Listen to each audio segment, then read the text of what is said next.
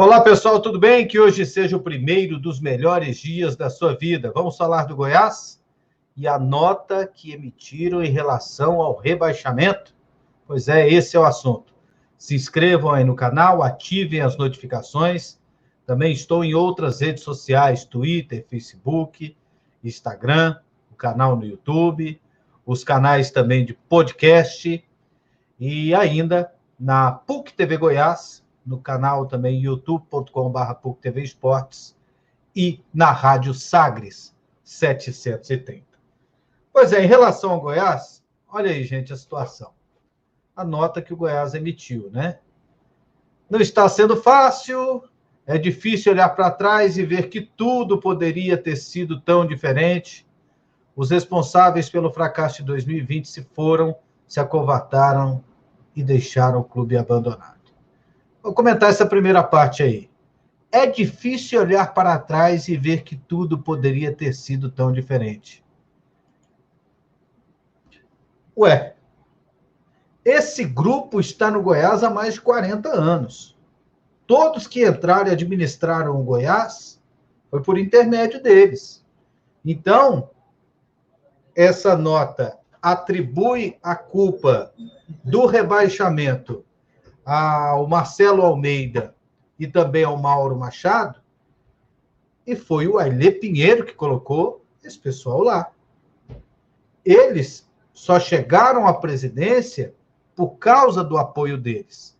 Primeiramente, substituído o Sérgio Haas, que havia renunciado, e depois eleitos para um mandato de 3 anos. Então, eles chegaram lá por intermédio dos Pinheiros. Então, se eles falam assim, olhar para trás e ver que tudo poderia ter sido diferente, então eles estão admitindo a culpa, porque eles é que colocaram o Marcelo lá. Outra coisa aqui, os responsáveis pelo fracasso de 2020 se foram.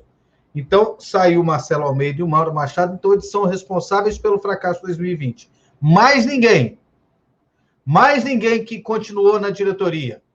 O Arley, que era assessor do Marcelo Almeida, não tem responsabilidade nenhuma. E aí depois ele virou gestor de futebol, também nenhuma, zero. O Paulo Lopes, que era do financeiro do Marcelo Almeida. Aí ele segue no financeiro agora do Paulo Rogério Pinheiro. Também não tem nada a ver com o rombo aí no Goiás, o déficit no Goiás. Goiás contratando funcionário a rodo. Então, eu vejo que essa nota, ela não condiz com a verdade.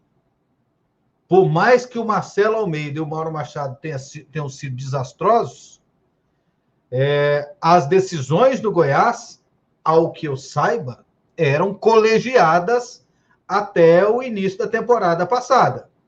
Inclusive com participação de Ailê Pinheiro e Edmir Pinheiro, um monte de vice-presidentes ali. Ao ponto de ter vários jogadores indicados por várias pessoas dentro do clube. E era uma colcha de retalhos aquele time. Não tinha como dar certo, né? Então, montaram um time ruim, contratações sem critério, e aí acabou dando no que deu. É lógico, há uma reação agora no final. Eu entendo que com o afastamento do Marcelo Almeida, a aproximação do Paulo Rogério, o Arley tomando decisões importantes de fazer aquele limpo, aquilo ali foi legal. O apoio do Marcelo Almeida, do Marcelo Segurado, indicação do Fernandão, do Shailon. Então, isso tudo contribuiu para que o Goiás esboçasse aquela reação no campeonato, mas não o suficiente para ter a permanência. E, no geral, ali, o trabalho foi de todos. Então, no rebaixamento, não dá para culpar só o Marcelo Almeida e o Mauro Machado. Vamos lá. E a nota também dizia o seguinte, né? Que 2020 foi um ano de perdas, de luto, de lágrimas, de distância, ausência nos estádios fez muita falta. Também fez falta para os outros times, né? A ausência dos torcedores. Vamos nos reencontrar e em breve faremos tudo diferente. Tá aí a promessa de fazer tudo diferente. Mas será que vai ser tudo diferente mesmo? Será que vai ser diferente mesmo na realidade? Será que vai ter ousadia como a chapa Nova Gestão prometeu? Ao que parece, não. Fico um pé atrás em relação a isso após as declarações do Edminho Pinheiro na Rádio Sagres 730, dizendo que a equipe do Goiás iria reduzir bastante seus investimentos no futebol por causa das dívidas, ok. E contrataria 5, 6 jogadores com um teto salarial de 60 mil. Aí me vem essa conversa de novo de teto salarial. Essa história no Goiás surgiu com Sérgio Rassi. E o que aconteceu? O Goiás deu conta de se segurar com o Marcelo Segurado, com o Ricardo Drubski, mas no ano seguinte, quando saiu, aí colocaram o Arley como gestor de futebol, tinha essa limitação. Agora, com o Arley de novo, vai ter outra limitação. Então, com essa limitação para contratações, o Goiás acabou caindo para a segunda divisão. E não conseguia subir. Quando o Sérgio Rassi renuncia, o Goiás está quase caindo para a Série C do Campeonato Brasileiro. Aí chega o Marcelo Almeida, contrata o Hélio dos Anjos, o Hélio dá uma arrancada e consegue tirar o Goiás do rebaixamento para a Série C. E aí vem a Série B do ano seguinte, o Hélio não continua, aí vem o Ney Franco, sobe para a primeira divisão. Ok, e aí o resto da história vocês conhecem. Então, isso tudo começou com a história de teto salarial de 60 mil reais. Gente, futebol não se faz assim. Você não vê nenhum time vencedor com essa história de teto salarial. Até porque isso é muito relativo. Isso não funciona. Esse discurso não funciona. Esse discurso serve só para desagradar o torcedor, afugentar o investidor. Ah, não vou pôr dinheiro nesse Goiás, não. O Goiás está na maior quebradeira.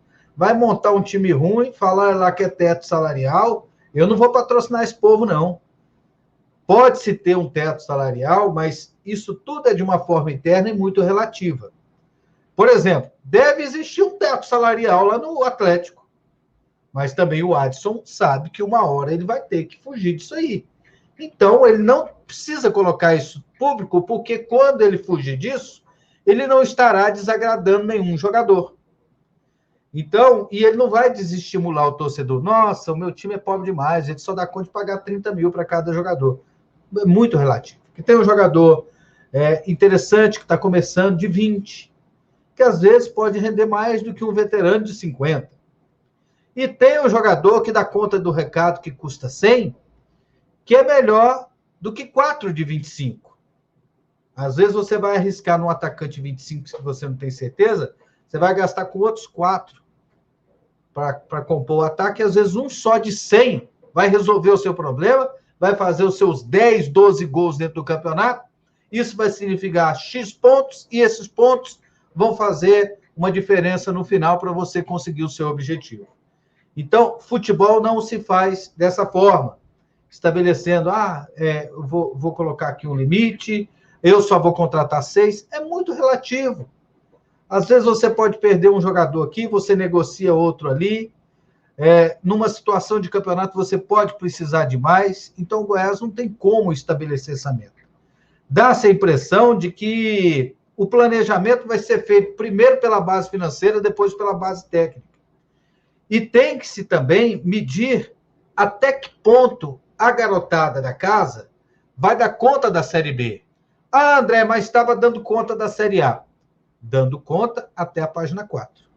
Porque nessa reação da Série A está também a presença dos jogadores experientes, como o Fernandão, como o Rafael Moura, como o Shailon, jogadores de fora. Então, como é que vai ser o ataque do Goiás sem Rafael Moura e Fernandão no Campeonato Goiano?